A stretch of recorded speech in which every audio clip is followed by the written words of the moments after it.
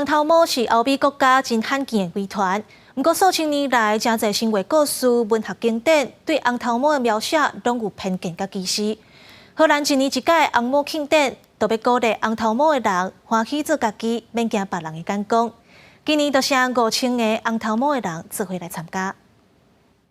全世界规模上大、正特别的红头毛的庆典，伫荷兰南部的蒂尔堡市举行。伫咧遮，红色唔仅仅是一种头毛的色，也是一种值得庆祝的身份。就由画图、化妆、保养皮肤、翕相、音乐，一个快速约会等活动，互参加的红头毛的人增加对家己的了解，莫去插别人的眼光，家己快乐就好。 Every time I come here, I feel a bit better about myself.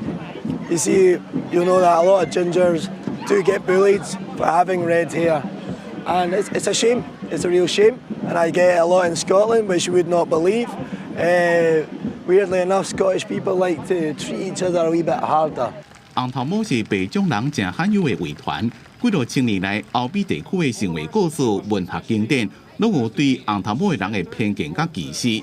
就连电影作品《哈利波特》也常常对红头毛的人的踢笑甲口舌，更加加深一般人对红头毛的人无好的刻板印象。 The big motivation was just to see more people like us and have a sense of community as a redhead, because it can feel isolating when you don't see a lot of people like you. And here, it's just so exciting to see everyone with red hair, no matter the shade of color, come together and celebrate what has made us unique in our own homes and countries. 红头毛的庆典是荷兰的画家巴特鲁恩·霍斯特伫咧2005年所创立。迄当阵，伊伫地区的报纸刊广告，要找15位红头毛的 model， 结果所来150个人报名，伊为啥会晓拒绝别人？所以就请所有人最近翕一张相，也互伊开始有筹办红头毛的庆典的想法。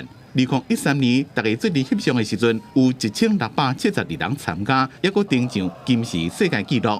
今年的活动有80个国家5000多位红头毛的人来参加，代表性的口号就是“无雀斑的面，就敢若是天顶无星的暗暝”。